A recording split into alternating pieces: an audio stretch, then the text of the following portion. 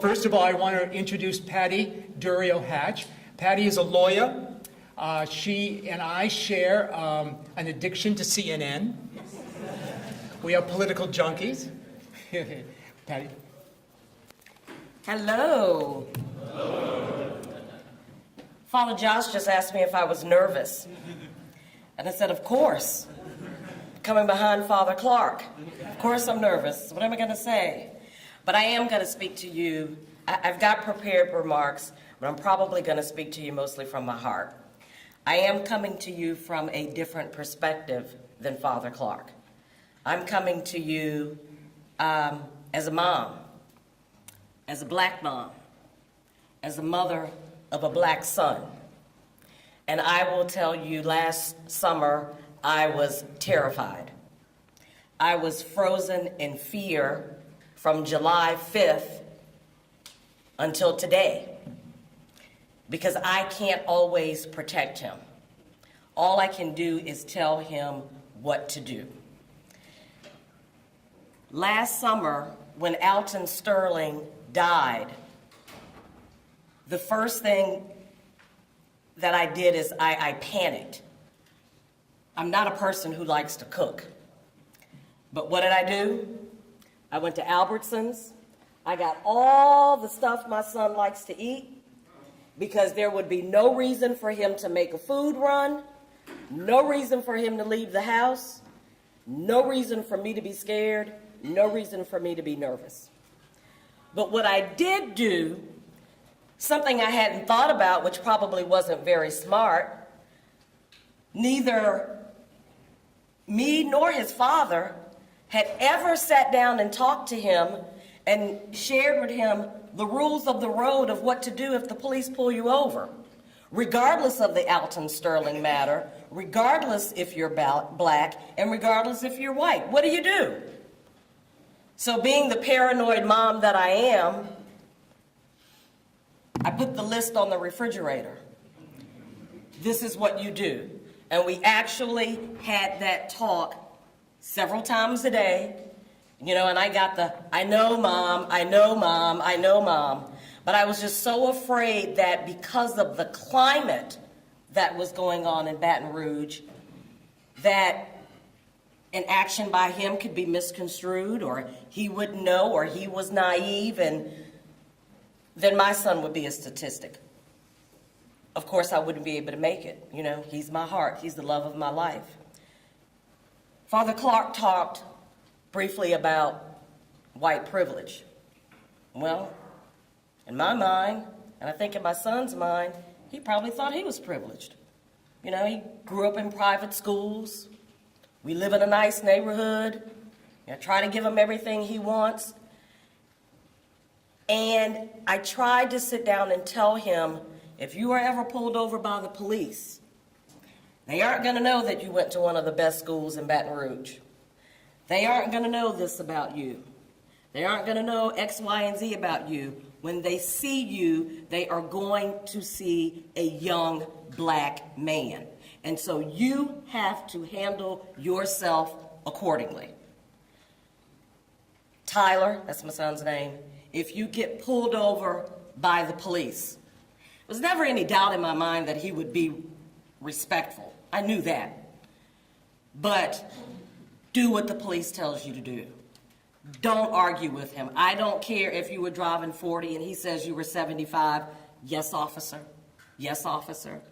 Don't get out of the car unless he tells you to get out of the car. Don't reach for anything. If you reach for something, let the officer know, officer, can I go in my glove box to get my driver's license? Can I do this? Put the officer on notice of whatever move that you're going to make, because officers are scared too. They don't know what you're thinking. They don't know what you might have. They're afraid if you make the wrong move, something might happen. If you disagree with whatever the officer is saying, don't worry, mom's got your back. I know where the courthouse is. We'll go down there and we'll take care of it. So just please, please be careful. What was so disheartening about last summer is I didn't expect to be as hurt as I was after the killing of Alton Sterling. I grew up in North Baton Rouge. And of course, it's not the same North Baton Rouge that it is now. But when I watched that videotape, and I don't know if you guys have ever seen it, but I wanted to step back and take myself out of the moment, because it was one of those situations where, that doesn't happen in Baton Rouge. You know, that happens in Chicago or New York or, you know, some of the big cities, but not the big raggedy. Nothing like that'll happen here. And when I watched that video, and apart from all the legalities of what could be admissible and not admissible, just to look at it and actually see a man's life taken from him was powerful. And then the next day, to see his young son filled with emotion and crying the way he was because of the loss of his father, regardless of whether or not Mr. Sterling was doing something wrong or not wrong, to see a child grieve like that at the loss of his father was just overwhelming for me. And it just hurt so much to see that in the video. And apart from me thinking about how can I protect my own son, one of the things I wanted to learn was, what can I do? I can't sit back on the sidelines and just watch this and stay in my little protected home and not go on that side of town, because that doesn't happen where I live. It only happens over there. That's not true. It can happen anywhere. And that's what it taught me, because if it happened in Baton Rouge, it could happen anywhere, and it could happen to anyone. And so one of the first things that I wanted to figure out is, what can I do to become involved? You know, how can I help someone, or how do I begin to figure out what we can do to stop this? And this was after Mr. Sterling died, but before the police officers were ambushed. And Father Clark asked me if I wanted to attend a faith service with some other members of the parish, where we were going to celebrate Mr. Sterling's life and hear speeches from our governor. And I'm like, oh, of course, you know, because now I'm going to get some guidance on what I need to do and how I can help my son and how I can help his friends and what we can do. And that prayer service was really powerful. And I think 2 days later, our city was ambushed by an outsider who came in and killed our 3 police officers.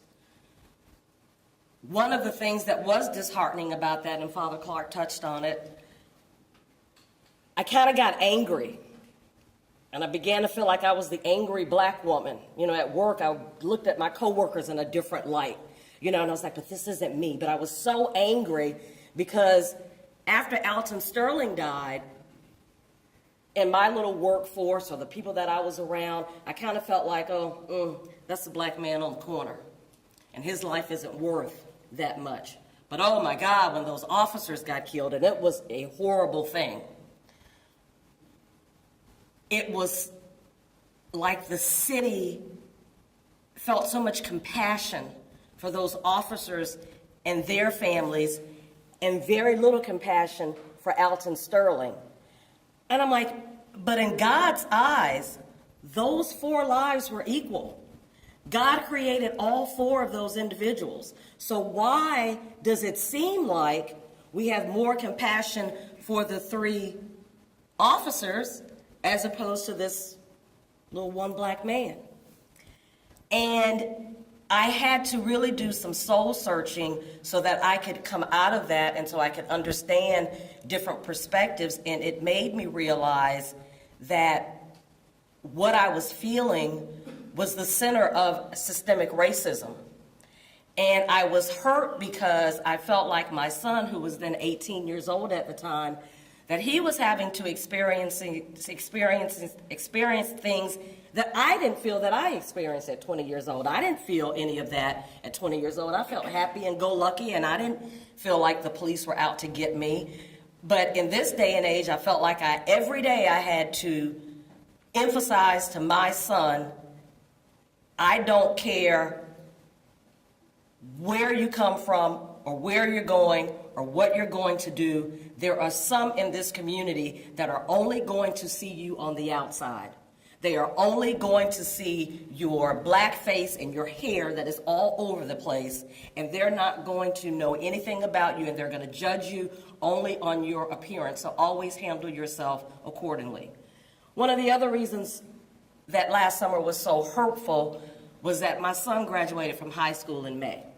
So this was the last summer for he and all of his friends to hang out in Baton Rouge, you know, go to the movies, hang out with their friends, and just be carefree. But because of the atmosphere, they weren't able really to do that so much, because all of the moms were so concerned, you know, and don't leave the house and don't do this, and, you know, we were so overbearing, and it wasn't the joyful time that I hoped that he would experience. And it's been a long year.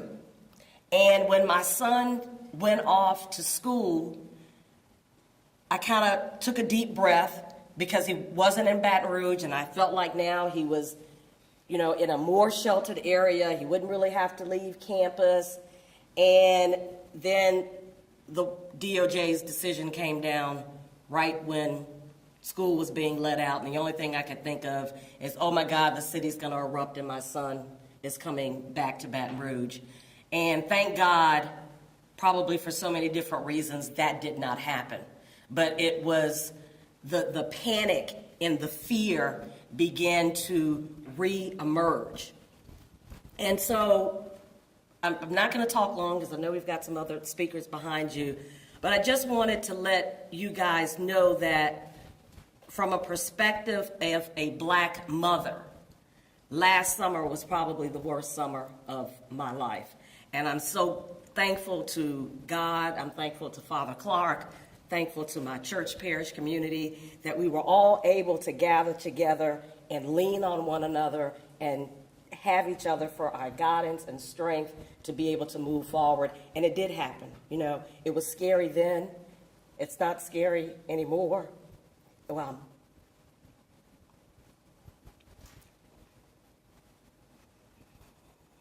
sorry.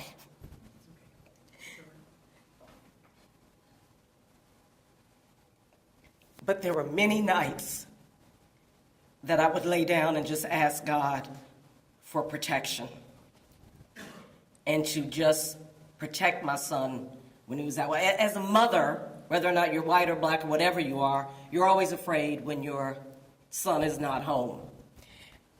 But in this instance, I felt like I was doubly burdened. You know, I was always expecting the phone. You know, is there going to be a phone call? Is something going to happen? You know, please don't call me and tell me you've been stopped by the police. But by the grace of God, we've seemed to hopefully have overcome that, but we still have a lot of work to do. And I just ask for all of you guys' prayers for our children and for our black mothers that we can continue to get through this. Thank you.